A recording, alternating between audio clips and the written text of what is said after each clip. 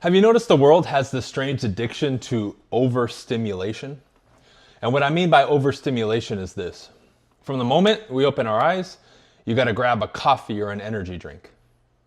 If you sit still in a car driving somewhere, instead of sitting in silence for no reason, people are so restless, so weirded out that they need a noise in the background. Same thing when people sleep for some reason, instead of sitting in silence.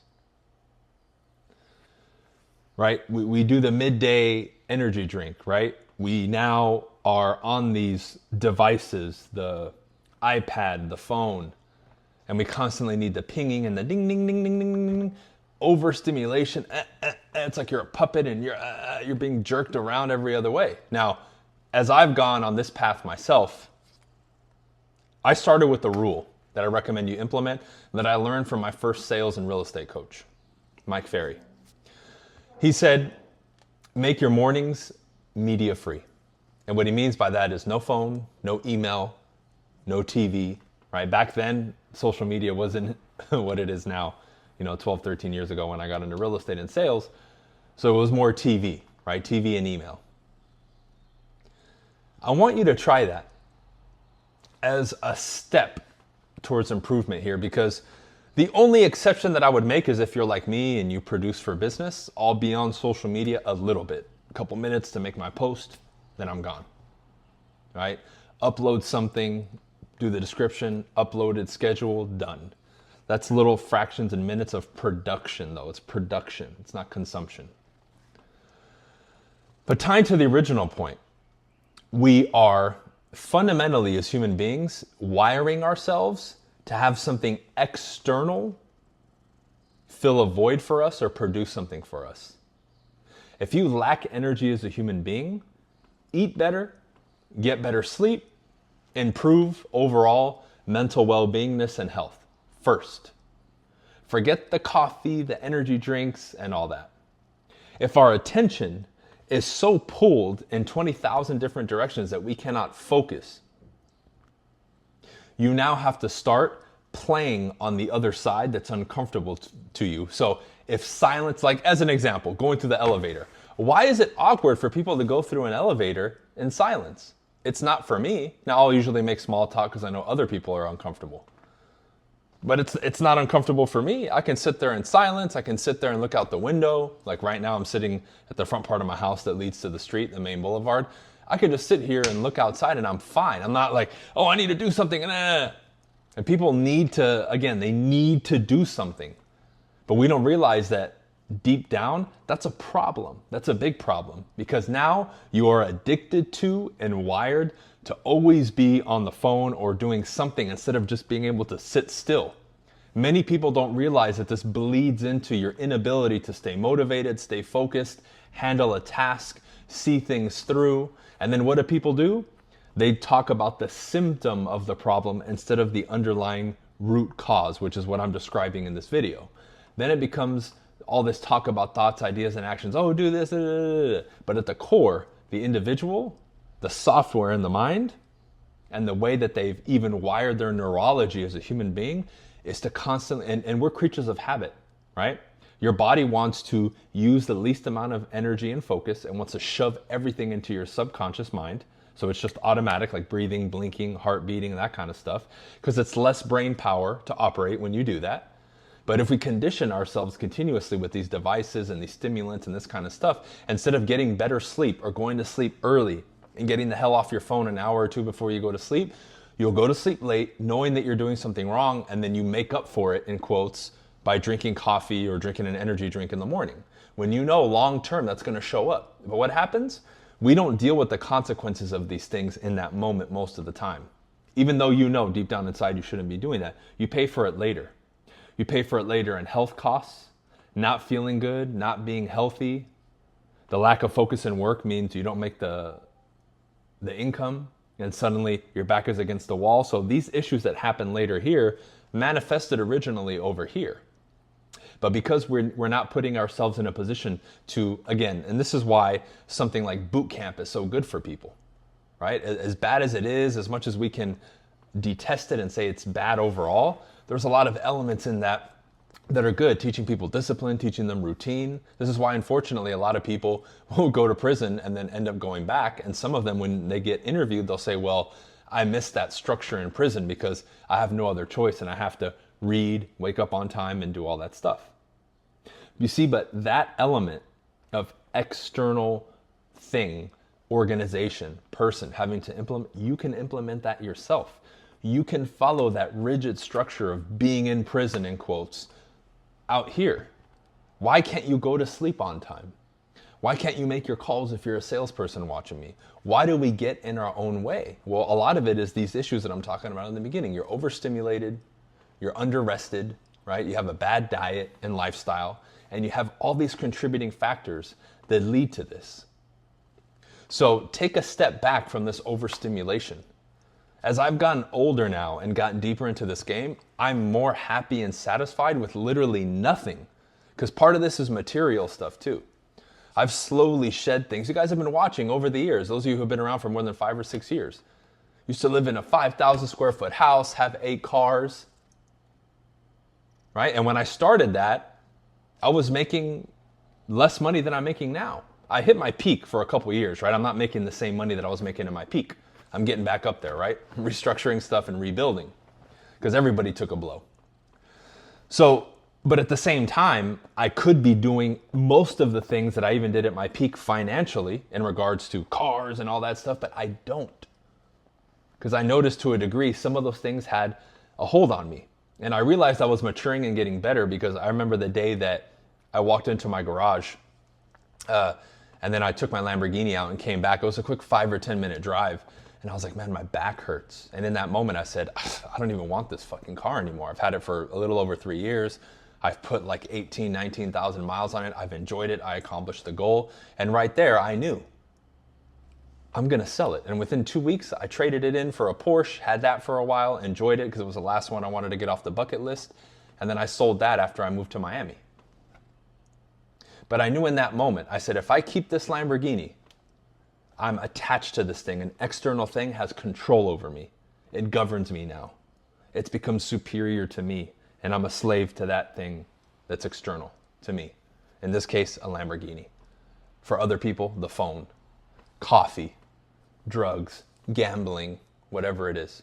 That's not to say that we can't enjoy some of these things. Like I still, every once in a while, will fire up the PlayStation there and play video games. But I'm not sitting here 14 hours a day neglecting my social life and my career and everything else for that or anything else that I would enjoy. Same thing with playing golf or anything like that. Clear difference there. But externally, when more things, and you have to check this for yourself, the more external things that have a hold on you, a grip on you, like the Lambo example that I gave, you will suffer. You will suffer. Look at the car community, which I used to be a big part of. The person will buy a nice car and then their Instagram becomes their car. You remove the car, they have no identity. You don't know who it is. Their whole ego and everything is wrapped up in that. That's not good. Now, that's kind of tied to overstimulation because a lot of these things spiral into that. These people are so addicted to like social media, they want the clout and the attention that then, oh, well, I'm going to do it through my car. Everyone has their means to that end.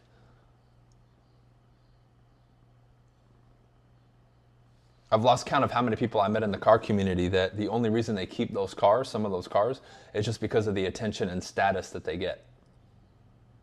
And I always told even my students way early on when I started teaching people, I said, you can never let an item, a material thing, or anything become greater than you. You're the brand, you're the person.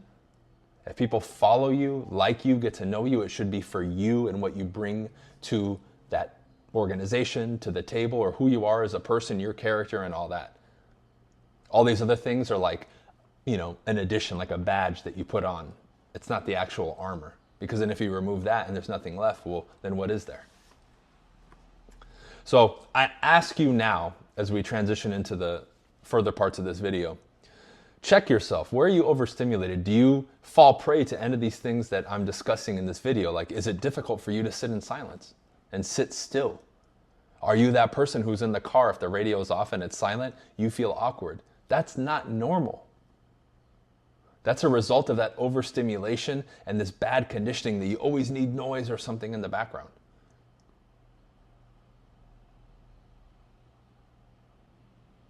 You start to fix that and work on that, suddenly you'll notice a shift. Your demeanor will shift. You'll feel less influenced externally in environments, especially social environments. You're not going to feel so overstimulated and on edge. You'll start to feel more calm and cool in those environments. You'll be able to focus when you're doing something suddenly a little bit more, right? Like when you're talking to somebody, you'll daydream less. When you're doing a task on the computer, you won't look on Instagram or click to another tab. You'll stay. Stuff will start to make sense. We don't realize that this overstimulation and this bad conditioning that we've created has had a negative spillover into many areas of our life. And once you start handling a lot of, that's why I love this channel and my angle on a lot of these subjects, because what I speak about for the most part is the underlying root cause of a lot of these issues. Where most people that market to you and sell to you are selling you the solution up here, the real long-term solution to absolve you of all this is the root cause, which is what I'm talking about today. It's not something surface level, because the people who sell you the surface level stuff sell you something knowing, well, some of them maybe don't, but they know it's not going to fix it, but they'll make a quick buck off of it because it'll give you a small win, right? They'll give you some medicine to help you feel better, but not cure the ailment. And that's not what you want. You want to eradicate this, remove the virus. You want to cure whatever the dis-ease is. And that's what this is going to help you do. So take a look at this overstimulation thing and say, okay, where do I need to work on this? Do I need to work on sitting in silence? A great exercise you can do for focus is to light a candle and look at the tip, right? And count, put a timer on and see how long you can just stare at it in silence with focus without daydreaming and starting to drift. And the more you do that, the more you start to increase that time to 30 seconds, a minute, 2 minutes, 3 minutes, 5 minutes. When you can get to 5 or 10 minutes, you're really starting to get control of your mind. Why? You do an exercise like that, you'll suddenly have more control over the voice in your head. It'll diminish. It'll stop distracting you. It'll stop having that hold on you. How many times have you guys gotten a song stuck in your head? That's not normal.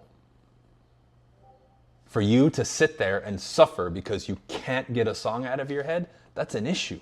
But we don't look at it that way, because why? Well, it happens to everybody. That doesn't happen to me anymore. It used to, and it would drive me nuts because I felt like I didn't have control of my mind.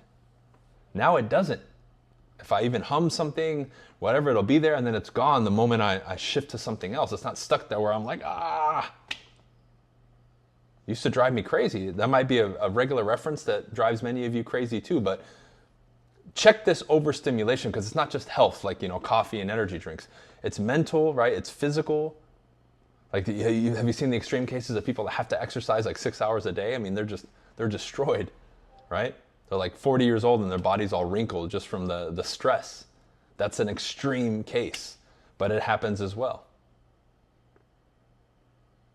So get back to being here.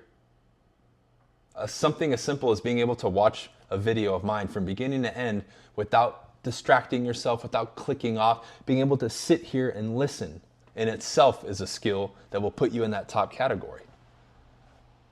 Even my closer students in my programs sometimes fail at these very things. They can't even sit through a lecture. It's like, dude, it's 30 or 45 minutes or an hour of something that you want to learn. How can you not sit through it? That is an issue. So we have to condition ourselves properly now. Just like you condition yourself incorrectly, you can correct the conditioning, give the proper conditioning, and now use this mechanism that you have as a human being in a positive way, in a way to evolve and grow and get better, which is what you want. Okay? So check this stuff.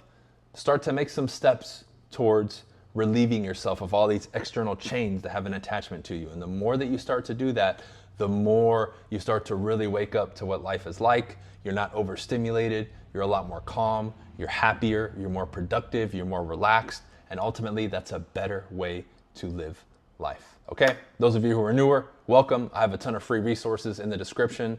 If you grab any of them, you will be on my email list and stay up to date when I go live, do events, and that kind of stuff. All right? Have a nice day. Peace.